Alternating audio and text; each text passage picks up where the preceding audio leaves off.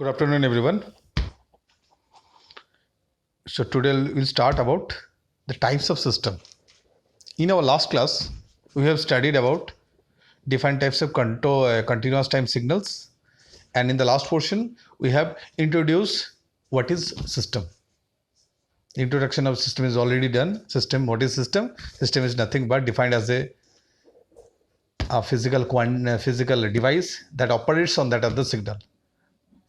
So basically, the system is nothing but that operates on that of the signal. Whatever the signals are there, it is being operated or this being processed by that of the system. There are basically two types of system. We have already discussed that one. One is continuous system, one is discrete system. Now, after that basic classification of that of the system, let us tie with this lecture. That is, what are the detailed different types of systems are there in this universe. There is six basically different types of systems are there. So systems are defined by, it can be a causal system, an anti-causal system, it can be a linear and non-linear system, it can be time variant and time invariant system, it can be a stable and unstable system, it can be a static and dynamic system also, or it can be defined also as invertible and inverse system. So basically there are altogether 12 types of systems are there, but that can be recognized, that can be categorized into 6 types of systems. The first one is causal and anti-causal system. What is causal system and what is anti-causal system? So causal and anti-causal basically defined as, we have already discussed that in signal, that causal signals are defined by those signal that operates depends on the time, that is depends on present and future past times, that is not dependent on that of the future times. That means the system a signal that does not depend upon the negative values of t will be defined as the causal system. Here also, for a system, a causal system, how it can be defined? A system is said to be a causal system if the present value of the output signal, whenever it is the definition of signal means it depends on the value of time. And whenever we are defining that for a particular system means output dependency on that of our input. For signal depends on time, but for system, output signal depends on the input values of time. So system is said to be a causal system if the present value of output signal, present value means at the value of n equals to 0 or t equals to 0. So the present value of that of the output signal depends only on the present or past values of the input signal. If the present value of the output depends only on present as well as past values of input signal, input samples, then that type of system is known as a causal type of system. That means a causal system never dependent on the future values of input. Here present value of output not depends on that of the future values of input signal. So in that way it can be defined as, example is there, yn equals to x of n plus x of n minus 2. So yn is the present output and it depends on present value of input, that is x of n, as well as the past values of input, that is x of n minus 1. X refers to that of the input signal and y refers to as output signal.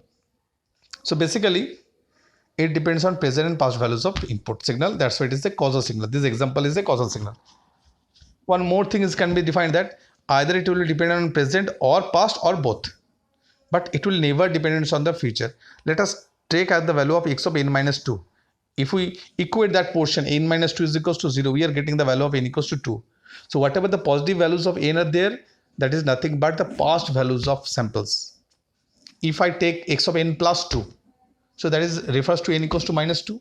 So whatever the negative values of n are there, negative values of time means basically future values respect. And if I say that it is defined by y of n or x of n, that is simply the value of n equals to 0, that is simply refers to as present values of that of the signal. So in that way we can define our causal signal. And what is anti-causal signal? The signal is said to be anti-causal signal if the present value of output depends only on the future values of input. A mistake is there in that of the spelling of input. Whenever the output, present values of output depends on the future values of input, that is defined as a anti-causal signal. So basically y of n, the example can be defined as y of n equals to x of n plus x of n minus 2 plus x of n plus 2. X of n plus 2, that is the future values. So in that way it can be defined on future values of input also. So in that future values of input signal, if it depends upon the present values of output, the present value of output, it depends upon future values of input, that can be defined as a causal, anti-causal type of system. Clear? Next one. What is the next type of system? The next type of system is normally defined as a linear system and non-linear system. A system is defined by a linear system. A system is referred to as linear system if it satisfies the principle of superposition. A system defined by a linear system if it satisfies the principle of superposition. That means if the system follows the rule of superposition, the theorem of superposition, that is defined as a linear system. That means if we take individual responses of a particular signal and take its output, and then in the last step, if I take a combination of the input signals linearly, and according to that inputs combination, if that passes through that of the system and we are getting the output same behavior, linearly behave with respect to that of the input combination, that type of system is known as a linear system. So basically for checking of that of the linearity of that given system, firstly, you have to check the response due to linear combination of that of the inputs. At first, you have to check the responses for individual inputs. Then you have to check the responses due to linear combination of inputs. And that way, if the output follows linear as the same that of our input signal, then the system is defined as a linear system. So basically, that can be defined in that way. It is being defined that then we combine the two inputs linearly in the same manner as the inputs are combined, and again total response is checked. If the response in step 2 and 3 are same, then the system is said to be a linear system. Say in the same way, whatever I am telling, that if the system follows in that the same way, if the input combinations are follows in the same way as that of the output signal and it behaves linearly with respect to that of the input, that will be defined as a linear system. Otherwise, if that does not follow that linearity property or superposition theorem, that system is known as a non-linear system. Clear? That is the linear and non-linear system. So next type of system is defined as time invariant and time variant system.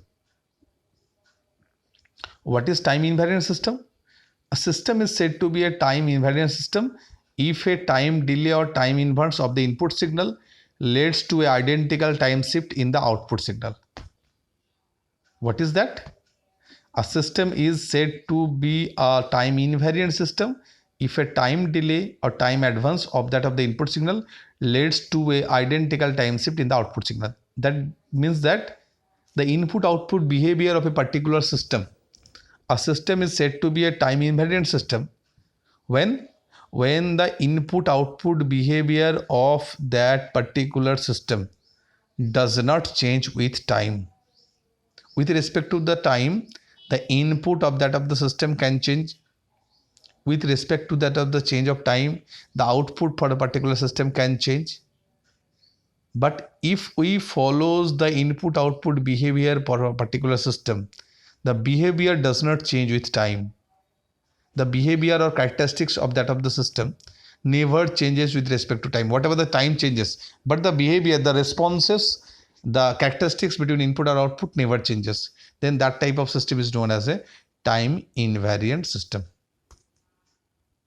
And if the system is said to be, if the input output behavior does not vary with time, if it varies with time, that means the characteristics or behavior of that of the input varying with respect to time changes, that type of system is known as a time variant system.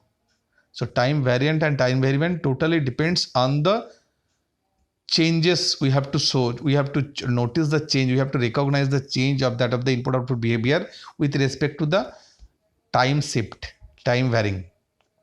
In that way, it can be defined as a either in time variant system, or it can be defined or as time invariant system. So in that way, a system can be also defined as time variant and invariant system Time variant and mean variant means the system behavior variation with respect to time. Now the next one, stable and unstable system. That is a very important type of system, that is whether the system is defined as a stable system and whether the system is defined as an unstable system. A system is said to be a stable system. The stable means always defined as a BIBO stable system. BIBO means BIBO means bounded input, bounded output. BIBO means bounded input. Bounded means finite value. A system is said to be a BIBO stable system if for each and every bounded input results in a bounded output value. That means for each and every value of finite input of that of the system refers to a results to a finite value or bounded value of output. In that way, system is defined as a stable system.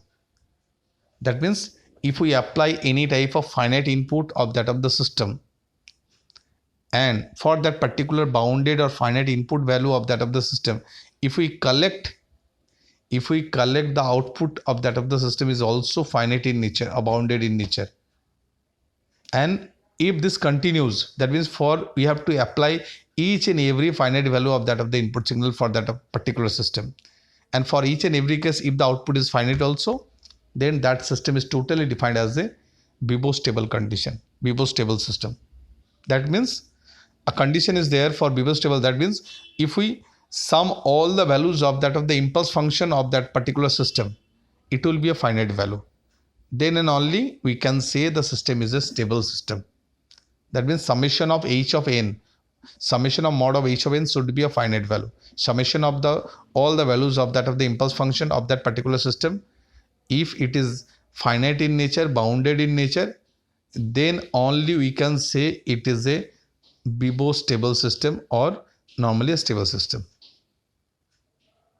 Otherwise, if the system does not follows that rule of BIBO, that means here the value of summation of h of n, mod of h of n, if we sum all the values of that of the impulse function of that particular system does not goes to finite value, it becomes infinite.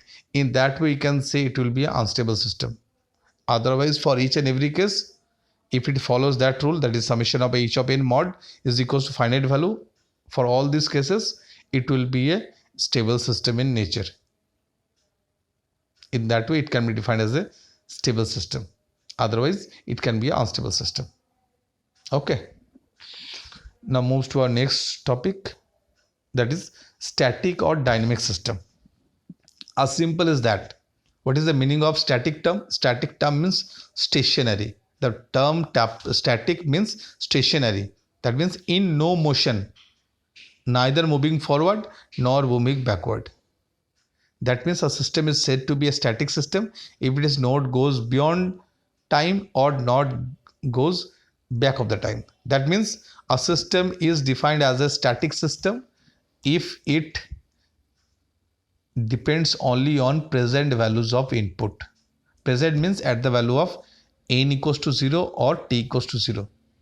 It not follows any value of n or t positive values, that means past values of input. It not obeys the value of or depends on future values, that means for the value of t or n equals to negative. For those cases, for any non-zero value of t or n, it does not follow. Then and only we can say a system is a static system. How it can be defined? Static system can also be defined as a memoryless system because it does not follow any past values, it does not depends on any future values. So how can we define that is a memory system? That's why static system is defined as a memoryless system. It don't have any type of memory. As it don't have any type of memory, and it does not depend upon past values of input. That means it has no storage devices also. Without storage device, how can we define a memory system? That was, it has no storage devices, and in that way it can be defined as its output signal depends on present values of input signal. That means if I write an equation, difference equation for any type of system, y of n will be dependent on the value of x of n only. not any value of x of n plus k, not neither any value of x of n minus k. Neither any past values of input nor any future values of input. It depends only on the value of x of n. In that way, it can be defined as a static system. Otherwise, it will be a dynamic system. That means a dynamic system possesses memory. Memory means a dynamic system can depend. The output of that particular system can depend upon not only on the present values of input, but also depends on past values of input as well as future values of input. That means it can depend upon x of n minus k, means past values, for the positive values of n. It can depend upon x of n plus k, that means negative values of n, that is future values. So in those cases, whether it is depends on x of n plus k or x of n minus k, on those cases it will be defined as a dynamic system. So add is depends upon past values and future values. Normally, if it depends upon past values, it has a memory. That's why it defined that a dynamic system possesses memory. As it contains some memory, so you can say it has a storage devices. Because without storage devices, memory cannot possess for a particular type of system. And third one, the definition of that of the dynamic system. A system is said to be possesses memory if its output signal depend upon on past values and future values of the input signal. A simple way, dynamic means in motion.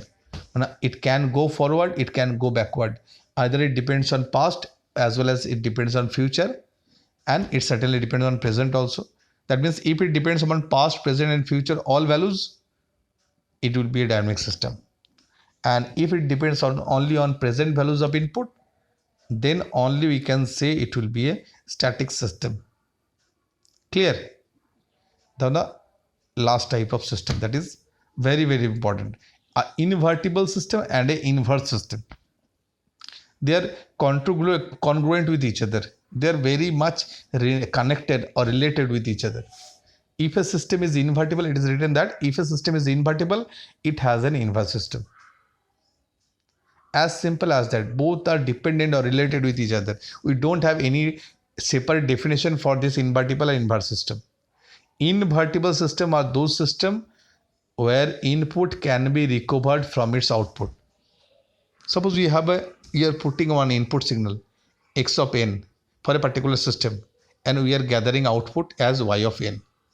Now by using that output signal y of n, if I want to recover that system, sometime we can get that output input again, and sometimes we cannot possess that input once again.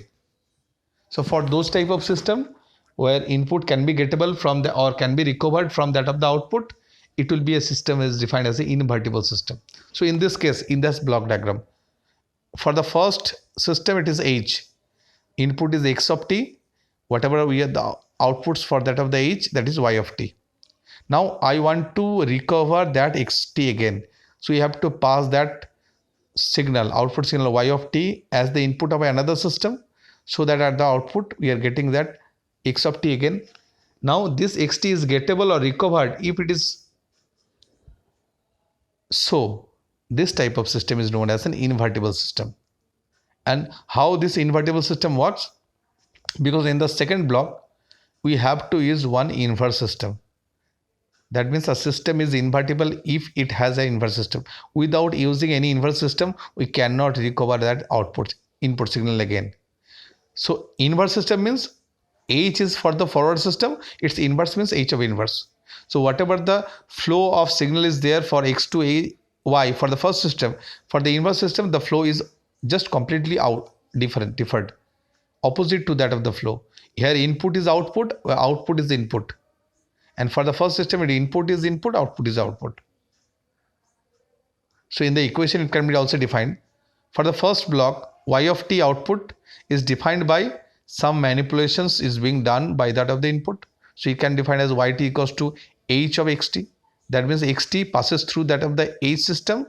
We are getting the output yt. Clear? Now, for the second type system, input is yt. So for that second system, h of inverse applies on that of the yt. within that second bracket, and whatever we are collecting as output as the input, so xt. So if a system has those two equations satisfied, that system is known as an invertible system. And for that invertible system, the second system should be an inverse system. So in that way, it can be defined in this third expression. H of inverse, whenever applying on yt, is nothing but H of inverse applies on that of the system of H with that of input xt again. So in that way, we can define invertible and inverse system. So in that way, we can define this 6 type of system: causal anti-causal system, linear nonlinear system, time variant and invariant system, stable and unstable system, static and dynamic system, and lastly, it will be defined as a invertible and inverse system. So in that way, we can classify our different type of broad classification of systems. Okay. Thank you, everyone.